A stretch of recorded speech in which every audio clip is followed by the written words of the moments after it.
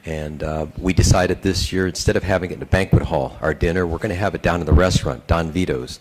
And unfortunately, they don't want us standing up in the restaurant telling 3-minute, her husband, Jeff Winans, passed away in December very suddenly. So Brandy just had a memorial service down in California, what was it, last week, a couple of weeks ago, and made it back from that. And she was still managed to be able to make it to our conference.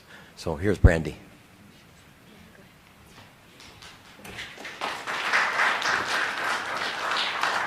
I'm not Brandy, but I just wanted to say a couple of words before we bring Brandy up. You know, when players leave the game of football, the ones in the 70s and the 80s, maybe before that, even in the 90s, there really wasn't an exit strategy. Your name was just taken off your locker, and it's just, you didn't exist anymore, and you were considered a pariah, an outcast. And, you know, one of the things that retired players have had to deal with, if you look at the divorce rate, the bankruptcy rate, you know, it's not good. They said 80% of retired players end up divorced or bankrupt 2 years after they left the game. And it's just...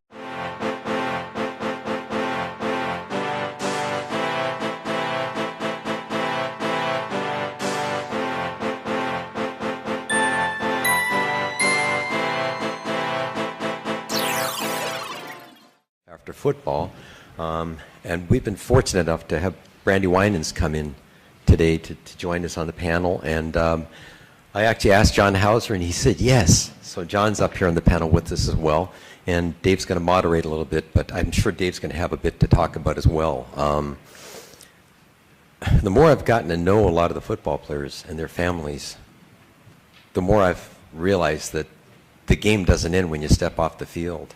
There's a lot of side pieces. You've got the impact of concussions, you've got the impact of no disability benefits and everything else affecting your families. Puts a lot of stress and strain on your family. And only in the recent years have we started to understand a little bit more about these impacts.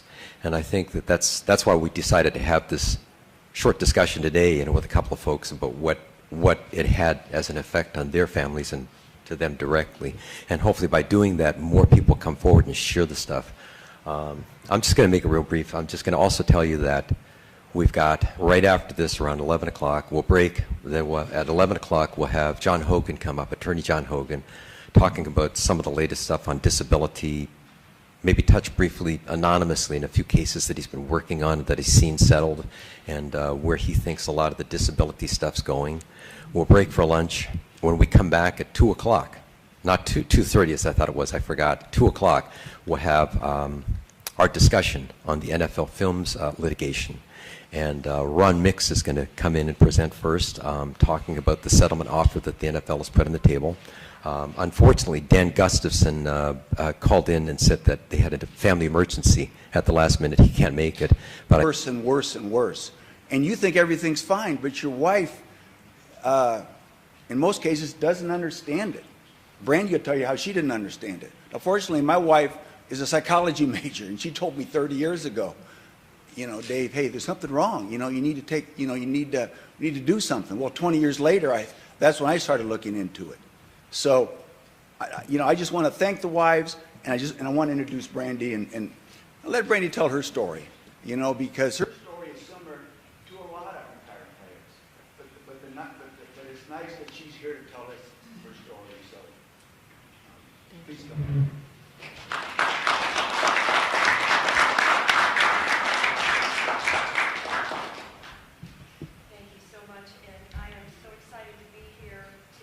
Glad you guys gave me plenty of warning. I'm glad you guys gave me plenty.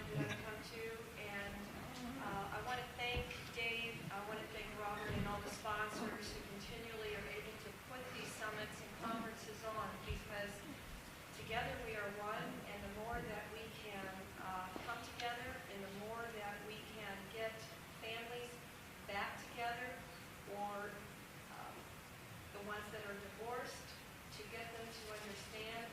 My job today Thanks. My job today is to tell you just a short summary of our story and to tell you why I decided to write The Flip Side of Glory and then what I hope to accomplish over the next few years, and I'll need your help on that one. First, I want to tell you a little bit about my man, Jeff Winans. I have dyslexia, and like Dave said, we just did his service a few weeks ago, so I want to make sure that my ADD doesn't kick in and I'm all over the place. So I'm good. It's frightening. And with all the injuries, in the past years, it's been an eye-opener. But what's bringing this to a head, in my opinion, are the concussions. Because once you injure your brain, it's a whole different story. I mean, that really is a life-altering change, and it just gets worse. And retired players have really had no outlet. So, and the wives are you know, a lot of wives don't want to talk about what's happened because it's for a lot of reasons. You know, what it's done to their families, the shame. They look at it as shame. There's no shame. But it's a heavy price players pay. And, you know, I have a lot of respect for the wives because, you know what, it's not an easy road. And so, you know, I just want to thank Brandy and all the other wives. I've been married for 40 years. And you know what, fortunately I'm still married and I got a great wife, but you know what, it's not easy. And so I just want to say how much I appreciate all the wives do, because you know what, it's without the wives, where would a lot of these players be? Because when you get brain damage, you know, it affects you cognitively, the way you process information, the decisions you make, the way you treat people. It's just mood changes. And then dementia comes in. You start forgetting things. And then it just gets worse. I'm going to use some of my notes, so bear with me. But I think Jeff was born to be a professional athlete. At his service a few weeks ago, we had several of his buds and coaches come and speak, and there wasn't one guy that said, I think Jeff was born to be a professional athlete. He was 6'5½", 290 pounds in his prime, defensive tackle, offensive guard, and he was an All-American at MJC, Modesto Junior College, and then he was brought over with scholarships to USC by John McKay.